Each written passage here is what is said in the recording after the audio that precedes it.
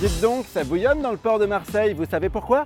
Parce qu'ici, Engie utilise l'eau de la mer pour chauffer et refroidir les bâtiments en puisant l'eau à 7 mètres de profondeur et en l'envoyant dans la toute première centrale de géothermie marine en France. Venez, on va voir ça d'un peu plus près. En avant, ça commence maintenant.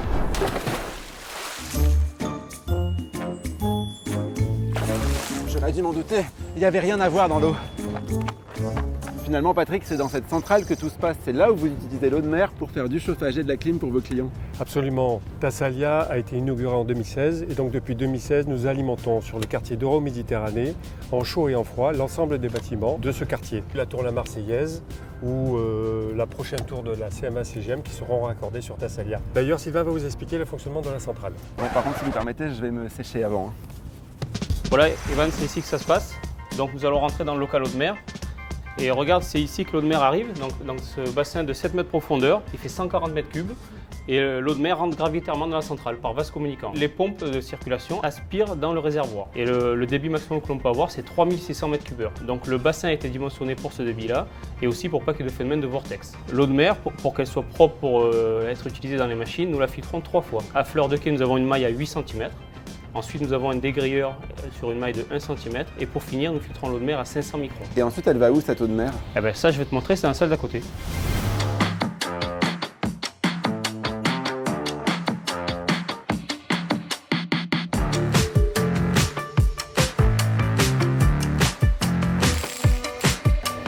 Sylvain, je veux bien qu'on soit à Marseille, mais ici, l'eau de la mer, elle n'est pas si chaude. Alors comment vous faites du chaud avec de l'eau froide? Eh bien, c'est là qu'on va avoir besoin d'un peu d'électricité pour démarrer nos machines de production.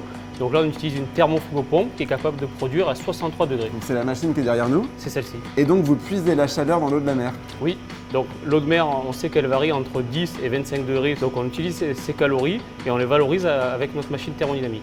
Donc vous passez de 10 à 25 à 63. C'est ça. Et donc vous chauffez de l'eau qui est ensuite envoyée dans les radiateurs de vos clients. Oui. Et le froid, vous le faites comment? Ben, cette machine qui est une thermofrigopompe, quand elle nous fait du chaud à hauteur de 63 degrés, elle a une résultante en froid, elle nous fait du froid à 4 degrés. Les deux en même temps? Tout à fait. On a un seul moteur qui produit du chaud et du froid. Et pour l'été, lorsqu'on a un excédent de besoin en froid, nous avons un groupe frigorifique qui démarre pour faire de l'eau glacée à 4 degrés. Ah oui, c'est drôlement froid. C'est grâce à l'eau de mer tout ça? Oui, donc pour faire simple, le frigo que vous avez à la maison, à l'intérieur il est froid, à l'arrière du frigo c'est chaud, c'est les calories qui s'évacuent. Et nous, notre système Thassalia, il est simple, nous évacuons les calories à la mer. Eh, attends, c'est quoi les plaques là-bas? Chaud, froid, chaud, froid, chaud, froid. Voilà, donc là nous sommes dans le local échangeur à plaques eau de mer. Nous avons 2 échangeurs pour évacuer des calories, 2 pour évacuer des frigories. Et ils nous servent exclusivement pour le fonctionnement de la thermofrigopompe. Bon alors concrètement, comment ça marche? C'est un échangeur thermique où on transfère des calories d'une plaque à l'autre. Donc par exemple celle-ci, on peut voir qu'il y a un joint qui délimite une surface. Là, nous n'avons pas de joint, donc l'eau de réseau qui est à 62 degrés va parcourir toute la plaque. Et derrière, nous avons l'eau de mer qui sera à 13 degrés. Elle rentre à droite, elle sort en bas à droite et toutes les plaques seront à 13 degrés. C'est-à-dire que si on fait parcourir l'eau chaude à 62 degrés, grâce aux 13 degrés de l'eau de mer, nous pouvons atteindre 15 degrés à la sortie. Mais par contre, ça réchauffe quand même l'eau de mer. Oui, quelque part. Et nous avons des contraintes environnementales à respecter. Donc c'est un delta T entre la prise et le rejet de 5, positif ou négatif. Ensuite, on a une température max à respecter, c'est 30 degrés au rejet. Et tout ça, c'est pour ne pas perturber la faune et la flore. Chaud, froid, chaud, froid, chaud, froid. Ah, c'est génial. Chaud, froid. Patrick, est-ce qu'un système comme Thassalia, c'est plus économique en énergie qu'une clim ou qu'un chauffage traditionnel? Oui, on peut l'affirmer, mais je pense qu'il faut d'abord bien expliquer qu'est-ce que ça veut dire énergie renouvelable. Puisque Thassalia, aujourd'hui, produit son énergie à partir de 75% d'énergie renouvelable. En quelques mots, qu'est-ce que ça veut dire? Ça, c'est la centrale Thassalia. Nous fournissons à nos clients du chaud et du froid. Donc, vous avez compris auparavant que notre centrale faisait simultanément du chaud et du froid. Qu'est-ce qui rentre dans Thassalia?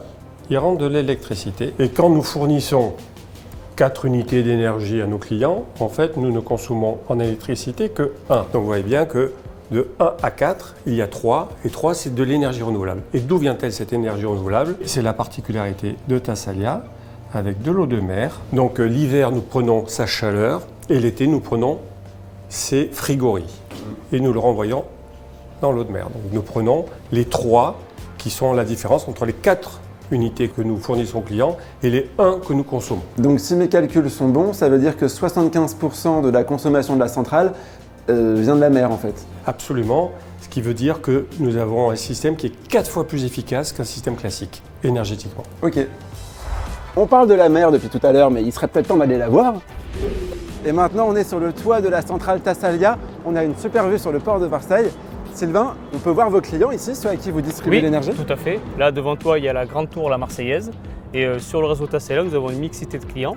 Donc nous avons des bureaux, du logement, centre commercial, cinéma ou encore des hôtels. Et c'est quoi l'avantage pour ces bâtiments de faire appel à vous, à Engie, plutôt que d'avoir leur propre équipement pour se chauffer ou climatiser leurs locaux? Parce que tous les clients sont raccordés sur le réseau urbain Thassalia. On propose du chaud ou du froid. Et le fait de centraliser une production permet d'avoir une efficacité plus importante. Puisque si chaque bâtiment aurait sa propre production, il aurait un surdimensionnement global et il y aurait ce que l'on appelle un îlot de chaleur. Et ça leur coûte moins cher? Oui, puisque Thassalia est une centrale énergie renouvelable à hauteur de 75%.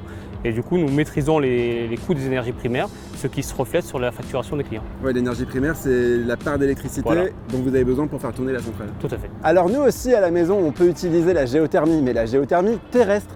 Justement, Sylvain m'a organisé une petite visio avec Christophe. C'est un expert en la matière chez Engie à Bordeaux. Bonjour Christophe. Bonjour Evan. Alors, est-ce que nous, particuliers, on pourrait se chauffer avec de la géothermie à la maison?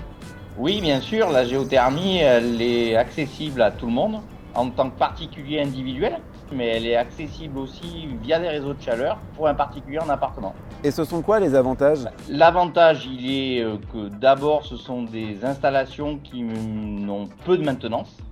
Deuxièmement, c'est une énergie renouvelable. Et ensuite, aujourd'hui, ce sont des investissements qui sont portés dans le cadre de réseaux de chaleur par des tiers et donc par un concédant et non pas par le particulier. Et il en existe beaucoup des projets de géothermie terrestre en France? Il y en a beaucoup. Il y en a déjà des historiques sur Paris et le Grand Paris. Il y en a aussi sur Bordeaux. Il y en a 5-6 par an aujourd'hui qui ont pour vocation d'être mises en production dans les années à venir. Bon bah merci Christophe. Un petit peu de soleil de Marseille. Allez, merci à toi Evan. Bonne journée. À très vite.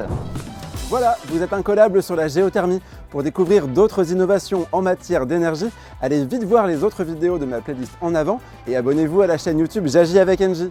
Maintenant, il est temps d'aller voir si la mer à Marseille est si chaude que ça. 25 degrés, c'est ce qu'on va voir. Ciao!